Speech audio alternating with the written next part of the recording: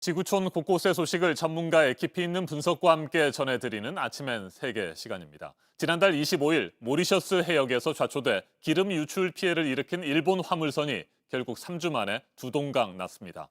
모리셔스 국가위기관리위원회는 현지 시간 15일 이 같은 상황을 공개하면서 최악의 상황이 발생했다고 설명했습니다. 모리셔스 해역에 좌초된 일본 화물선입니다. 선체 앞부분에 바닷물이 들어차면서 좌초될 때 생겼던 균열이 더욱 크게 벌어졌습니다. 모리셔스 당국은 선박에 남아있던 원유를 상당 부분 제거했지만 아직도 100톤가량이 남아있다고 밝혔습니다. 그런데 이미 1000톤 넘는 기름이 유출됐고 남은 기름은 계속해서 흘러나오고 있어서 피해는 갈수록 커지고 있습니다. 와이파이를 접속하려고 선박을 육지 가까이에 붙이려다가 산호초에 걸려서 좌초됐다는 일본 화물선 선원들의 진술도 나왔습니다. 천국의 섬이라는 별명을 가진 아프리카 인도양의 작은 섬나라 모리셔스. 하지만 이제 그 어디에서도 천국의 모습은 찾아볼 수 없게 됐습니다. 잿빛으로 변한 바다 위에서는 죽은 물고기들이 떠다니고 모래사장은 시커먼 기름밭이 됐습니다. 수천 종의 생물은 멸종 위기에 놓였습니다. 현지 관광업체 관계자의 말 직접 들어보시겠습니다. Natural reserve with endemic and endangered species. There is the pink pigeon, there's giant tortoises, there's a tree there that's said to be 400 years old. 모리셔스 주민들은 피해를 조금이라도 줄이기 위해서 발벗고 나섰습니다. 머리카락이 기름 제거에 효과적이라고 알려지자 자발적으로 머리카락을 잘라서 기부하는 행렬이 이어지고 있습니다. 기름띠 확산을 막는 임시 방벽을 만들고 양동이와 삽을 들고 나와 직접 기름을 퍼내기도 합니다. 자원봉사에 나선 지역 주민의 말도 들어보시겠습니다. It's probably one of the heaviest affected places that this oil spill has hit, and yeah, as you guys can see here, let me just turn my camera around. Just look inside here in these mangroves. I mean, come on. How are we supposed to clean this? 모리셔스 당국은 환경 비상사태를 선포했습니다. 전문가와 좀 더 자세하게 짚어보겠습니다. 윤상훈 녹색연합 사무처장 전화로 연결됐습니다. 사무처장님 안녕하십니까? 네, 안녕하세요. 네, 국내외 환경단체들은 모리셔스가 가장 끔찍한 환경 위기 상황에 놓였다고 판단을 하고 있습니다.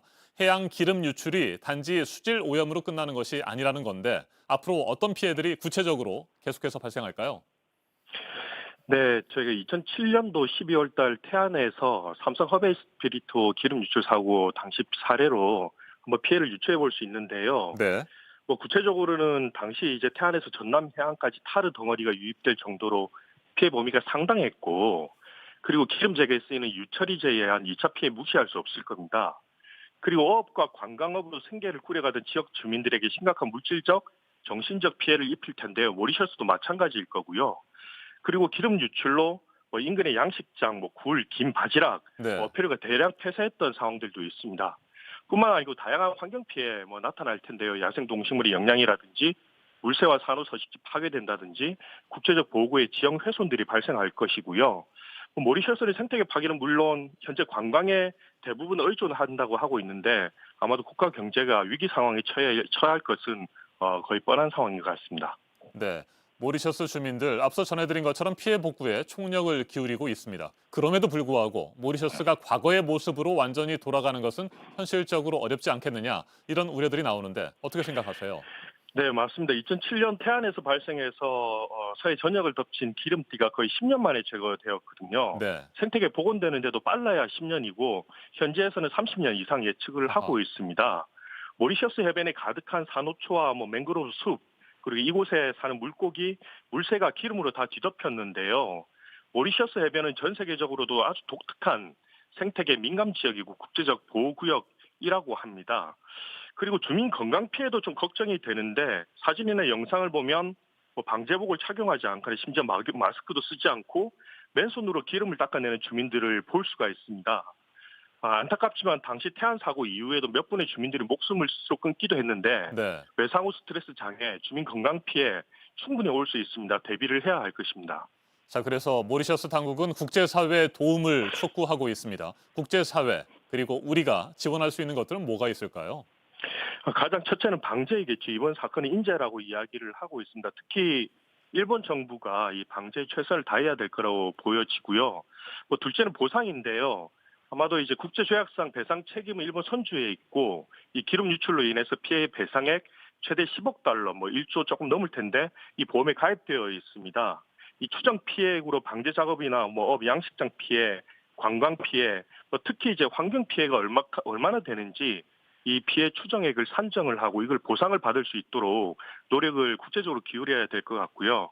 그리고 마지막으로 언론의 역할이 좀 크지 않을까 생각을 하고 있습니다. 네. 주민들이 어떤 요구사항을 가지고 있고 어떤 부분이 힘든 건지 생계 대책에 대한 피해자 중심의 재난 정보를 좀 제공하고 피해 보상과 주민 건강 피해가 끝까지 추적이 될 수 있도록 보도되어야 될 것이라고 보고 있습니다.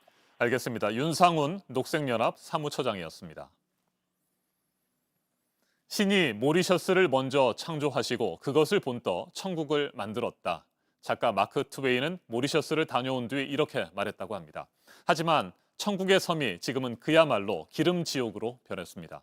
모리셔스가 하루빨리 옛 모습을 되찾을 수 있도록 모리셔스와 일본 정부는 물론이고 국제사회의 노력이 절실합니다. 지금까지 아침 엔 세계였습니다.